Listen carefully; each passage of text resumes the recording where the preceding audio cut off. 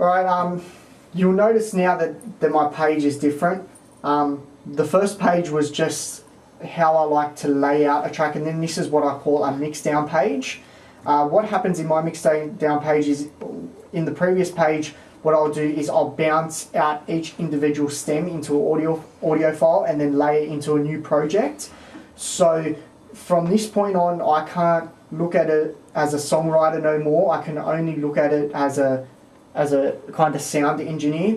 It's helped my work dramatically ever since my mate Jono Fernandez taught me.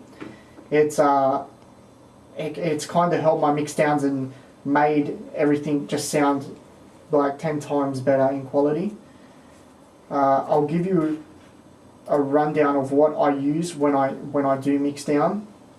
When it comes to my bass line, to fatten it up sometimes, I like to use the Maserati program.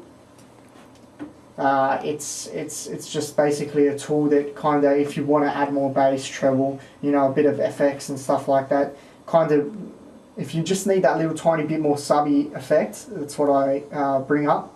Not in every project. Sometimes plugs like this can kind of ruin it. What I've got here is I've actually got three bass line layers. In this mixdown, I set up also a sidechain channel. So obviously producers out there know what I'm talking about. It's just the channel, so when your kick stops, it's still going to be compressing the signal. I sidechain most of my stuff on the page, obviously not everything, because sidechaining can kill it. The next thing, I'll kind of give you a rundown on how I start. Obviously start from the top. I've got all these, I always mute the top, you know, and just pretty much go through each individual sound and kind of make them the best that I can, you know. So when I get up to stuff like the club and stuff like that, I like to EQ and stuff like that in the mixdown. Because it just adds a whole heap of space. From the previous page, obviously. So yeah, what I've done here is I've cut out any frequencies that in my clap, in all the low end frequencies, and I've added a bit of high end frequency as well. So in layman's terms, I've cut out the bass and, you know, raised the treble. On all of these plugs, I've pretty much used the plug that I pulled up before, the SPL Transient Designer. It's the stuff that makes the real snap to it. What else have I got here? A big tool that I like to use is the Waves S1 stereo imager. I'll just bring it across here. What this actually does is, I don't think you'll be able to hear it, but I'll just explain what it does. So on my cymbal here that I've got running through the breakdown, it's sitting wide of the speakers. If I take it off, it's kind of sitting straight. Stereo kind of adds that effect where it's branching it out. So you kind of, when you're doing your mixdown, you kind of need to you've got to think about filling your speakers and filling the sounds, like making space for everything. So kind of pushing things to the side, panning, stuff like that, stereo imaging, it all helps at the end of the day. I use that on most of the, you know, crashes, claps, stuff that I really want to kind of sit wide and make the mix sound really fat. Also got here that I didn't show you here is it's just in the breakdown, just a kick and I didn't play it, but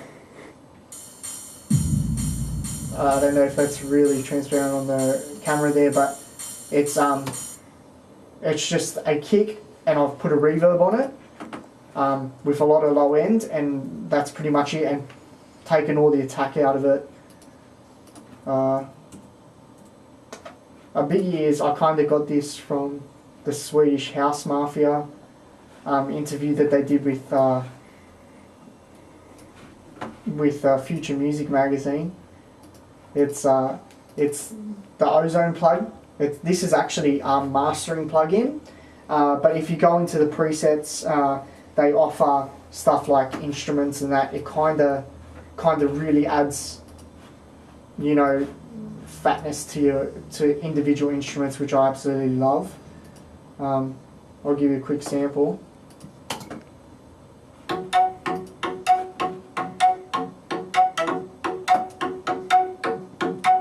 It's not probably the best instrument to use, but let me pick something fatter.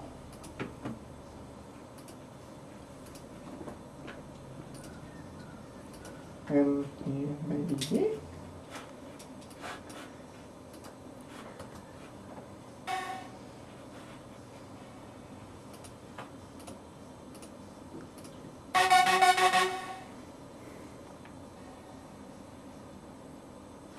So, Manuel, what do you really focus on in this program?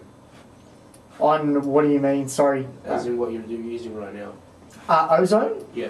So Ozone I actually use it at the end for my mastering.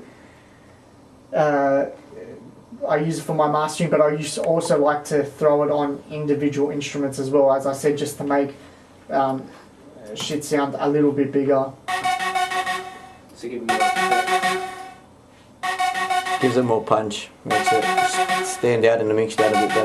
Yeah. You know, so that's a really great tool to use.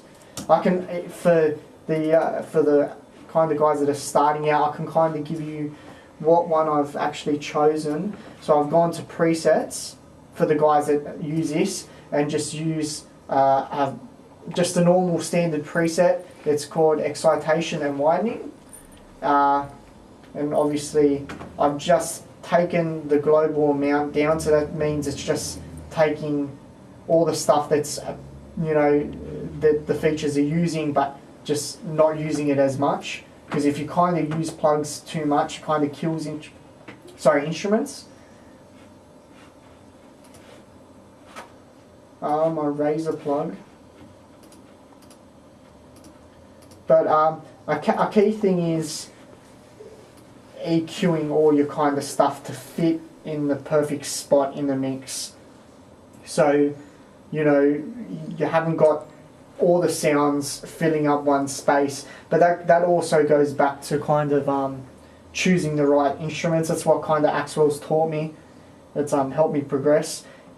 Choosing powerful instruments that are kind of sitting in its own individual space. For guys that, you know, don't kind of know their way around Logic, it's kind of got full cool features, like it has an analyzer in the EQ. So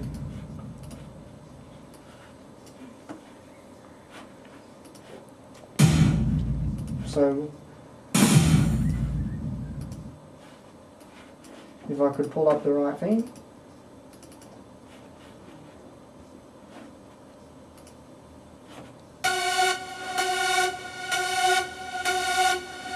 Alright, so if you could see there, it's kind of showing you what it's actually doing, what the instrument's actually doing, so, you know, that's pretty cool.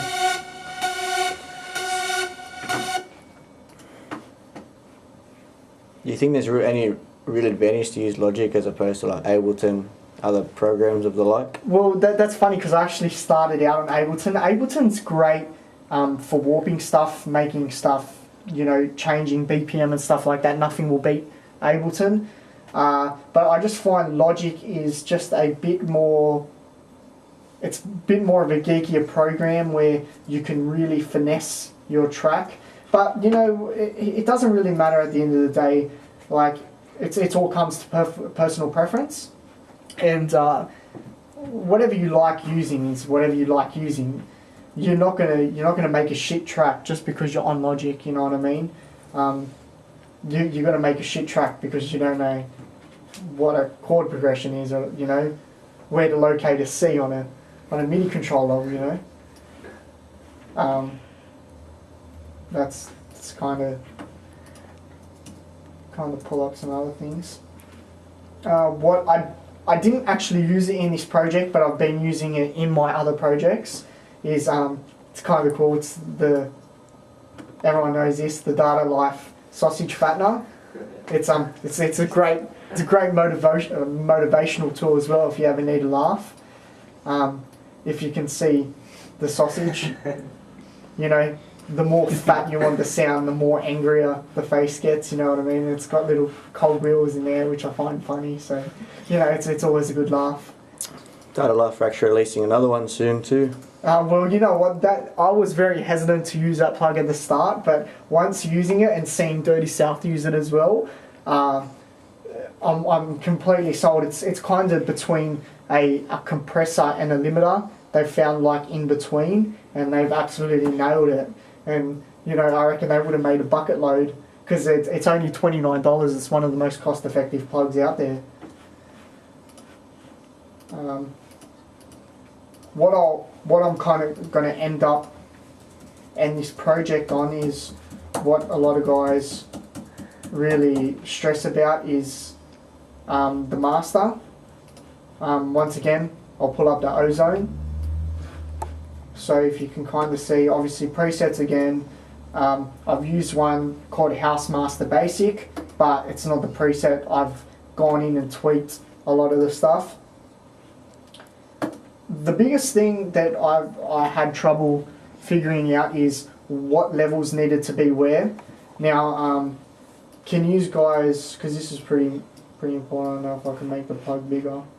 Nope. We'll get as tight as we can on the screen. So, can you see that kind of yellow line? Yep. Yeah. That's Dirty South's Walking Alone. That's how it looks visually. So I need to know that my kick needs to kind of resemble that, and I can't remember how I've done, so we'll check it out. So you use another track as reference? Yeah, so what a lot of producers do is they throw in another track and they kind of listen by ear, and sometimes you have a bit of difficulty listening by ear, but Ozone has this kind of cool feature where you can kind of go into their EQ and pull up their snapshots, and you can kind of save, so that's Dirty South's saved, right? And then, you know, add 0 dB and then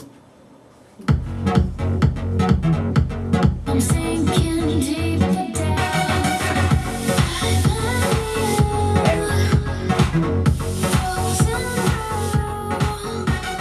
so if you can kind of see, not probably the best part of the track to reference.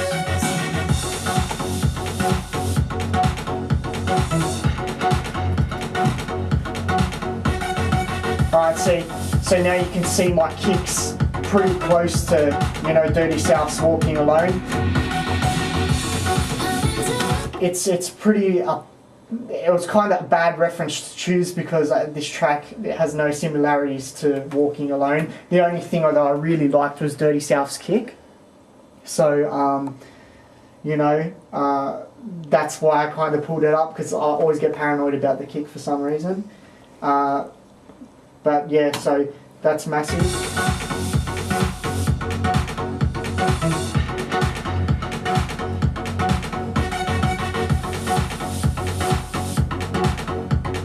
You know.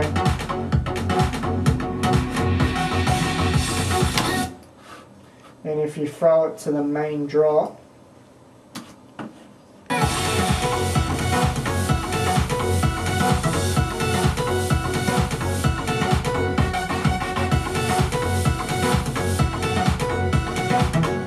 you know, it's for how I wanted the track to sound. It's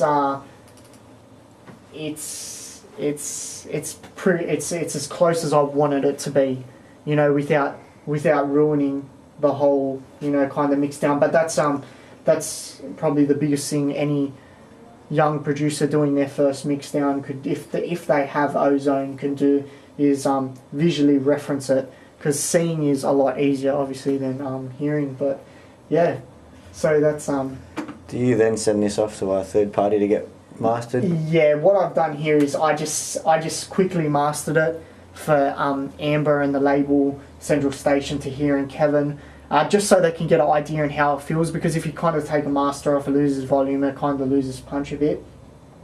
But in saying that, everyone says that you kind of can't polish a turd. You know, mix down is just, it's polishing all your instruments, that's all it's doing. So yeah, it's 101 with Paul's Paris in the studio. I'd like to thank JustQuietly for coming past and, you know, pulling up a track. You got to check out their website. It's always good. I always grab my tracks from there. So not necessarily grab them, but, you know, get what's up to date. Always go to their site. So thank you very much.